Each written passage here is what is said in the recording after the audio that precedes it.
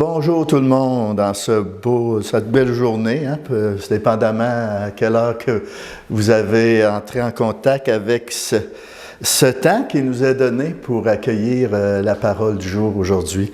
Puis c'est un temps très spécial, en cette fête du Sacré-Cœur de Jésus. On est le vendredi le 11 juin. Et aujourd'hui, c'est à partir de l'Évangile de Saint Jean qu'on va accueillir ensemble et qu'on va réfléchir ensemble. Alors que le Seigneur soit avec vous. Évangile de Jésus-Christ selon Saint Jean. Tu es parole de vie, tu es la source d'amour, oh Jésus-Christ, mon bon pasteur. Alléluia, Alléluia, Alléluia, Alléluia.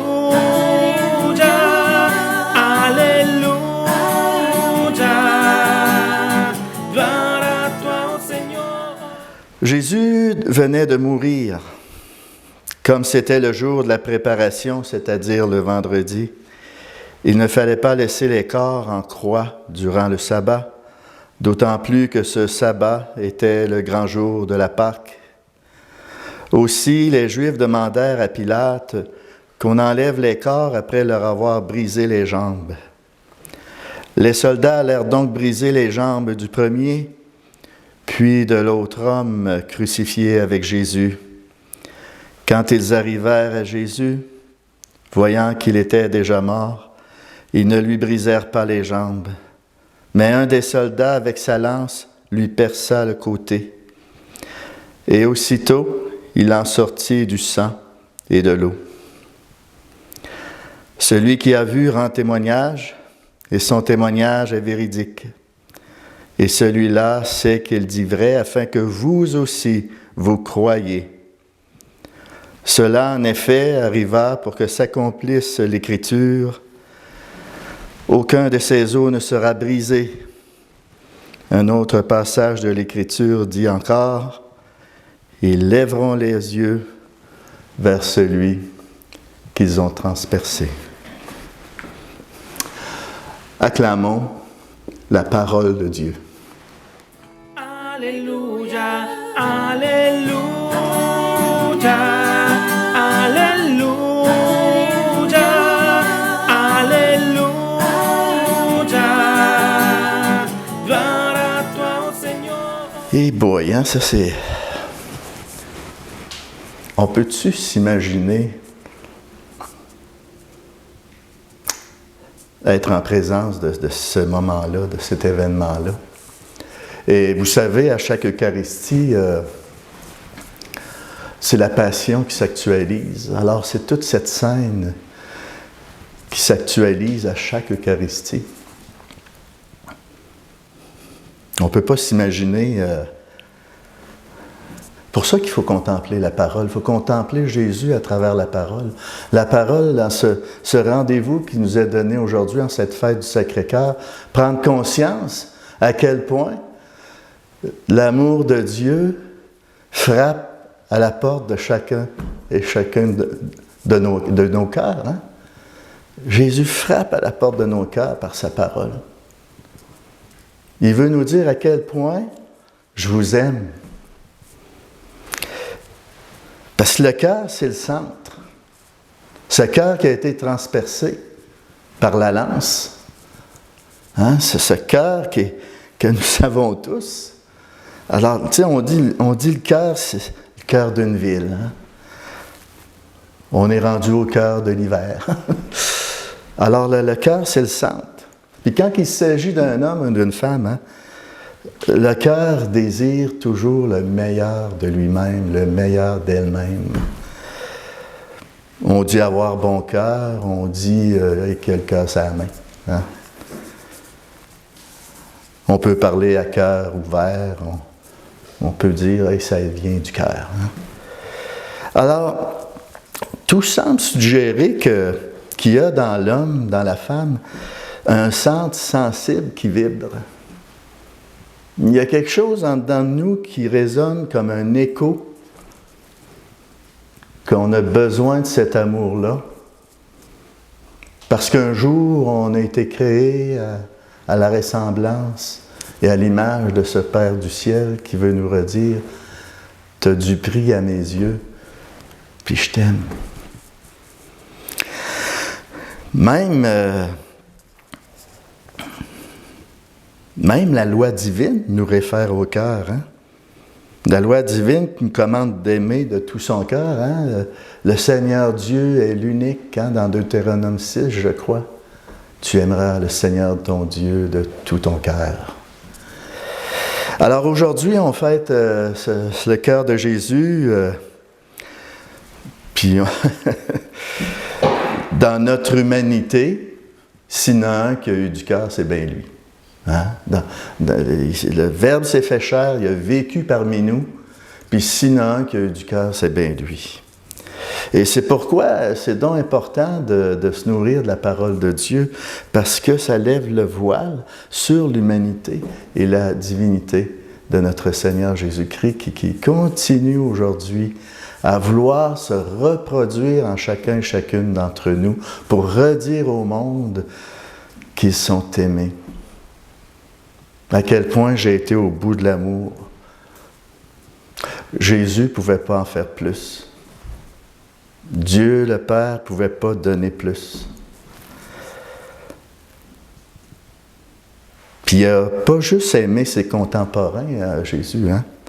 C'est un amour universel qui manifeste encore aujourd'hui à travers l'espace et le temps. C'est Dieu. Il est Dieu. Alors, c'est pour ça que c'est donc vital et essentiel de se nourrir de la parole, justement, pour que cet amour-là puisse jaillir en nous. C'est la parole, c'est la source. Puis c'est un cœur, c'est ce cœur qui a été transpercé, c'est un cœur blessé. C'est un cœur blessé parce qu'il n'a pas été aimé en retour. Nous, on a ce bonheur, cette grâce de manifester cet amour-là en retour. Puis encore aujourd'hui, on le sait, hein, que c'est pas fort des bouts, là. Mais c'est notre appel. Tu aimeras le Seigneur ton Dieu de tout ton cœur. Alors, de cette blessure, hein, on voit sur l'image de la divine miséricorde, de cette blessure même coule le sang de l'Eucharistie et l'eau du baptême, la vie des âmes. Ainsi répond l'amour à la haine. Père, pardonne-leur, ils ne savent pas ce qu'ils font. Alors, on ne peut pas s'imaginer quand on voit que Dieu a ouvert son cœur en nous donnant Jésus. Puis le Christ a ouvert son cœur pour nous donner son esprit. Alors, on ne peut pas s'imaginer à quel poids que peut porter ce commandement-là lorsqu'il nous dit « Aimez-vous les uns les autres comme je vous ai aimé. » Comme je vous ai aimé. L'amour, ça va jusque-là. Alors, c'est pourquoi adorer Jésus en ce jour, adorer son Sacré-Cœur, c'est adorer le cœur du Père. C'est adorer tout ce qui habite l'Esprit Saint aussi. Alors, c'est adorer un cœur qui est une fournaise d'amour. C'est cette fournaise d'amour qui a ce désir de brûler en chacun et chacune d'entre nous. Puis c'est dans cette fournaise-là qu'il nous faut plonger aujourd'hui. De prendre la décision de faire de ce cœur de Jésus notre refuge. Surtout dans les temps qu'on vit aujourd'hui, il faut brûler de cet amour-là. De redire au monde, l'amour n'est pas aimé. D'être porteur de cet amour-là. Mais c'est triste parce que, justement, c'est quoi qui fait barrage à cet amour-là? C'est triste parce que moi, le premier, des fois, je suis dans cette méfiance. Hein? Notre défiance envers sa miséricorde. Notre manque de confiance dans son infinie tendresse lorsque je m'enfarge. lorsqu'on tombe dans ce péché qui fait qu'on manque la cible. Il ne faut pas avoir peur du mot péché. On manque la cible. Puis ce qui fait mal au cœur de Dieu, c'est pas nécessairement l'acte. C'est sûr, il ne veut pas qu'on reste dans notre merde à quelque part. Mais c'est notre méfiance envers sa miséricorde pour se relever. C'est ça qui blesse le plus le cœur de Dieu. Il l'a dit à sœur Faustine, hein? Combien douloureusement me blesse l'incrédulité envers ma bonté. Ce sont les péchés de méfiance qui me blessent le plus douloureusement. Puis c'est étrange, hein? Je suis allé voir le mot défiance dans le dictionnaire. Hein? C'est une crainte envers quelqu'un qui semble présenter un risque ou un danger. C'est quelque chose, hein? Inconsciemment, notre manque de confiance indique que je vois Jésus comme un danger. Je pense qu'on a peur de se laisser blesser par l'amour. On a une peur qui inconsciemment fait qu'on ne veut pas être blessé par l'amour comme lui a été blessé. Alors on hésite. Mais bon danse, hein? Jésus, j'ai confiance en toi. Il faut entrer dans cette communion d'amour à laquelle le Christ nous invite de faire de son cœur. Hein? Jésus, après avoir tout donné, a voulu par ce coup de lance faire de son cœur un refuge pour toutes les âmes.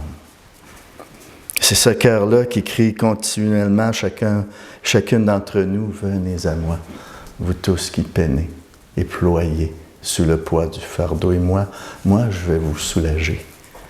Mais c'est un acte de foi, c'est un acte de confiance. Hein? Venez à moi, hein, vous trouverez la sainteté, le soulagement de vos âmes, la force dans la faiblesse, la paix dans les doutes, et surtout la compagnie dans la solitude, parce que moi, je suis avec vous tous les jours jusqu'à la fin du monde. Alors, si vous voulez, on va prier un petit peu, on va prier avec Louise. Après, je vais vous bénir en son nom.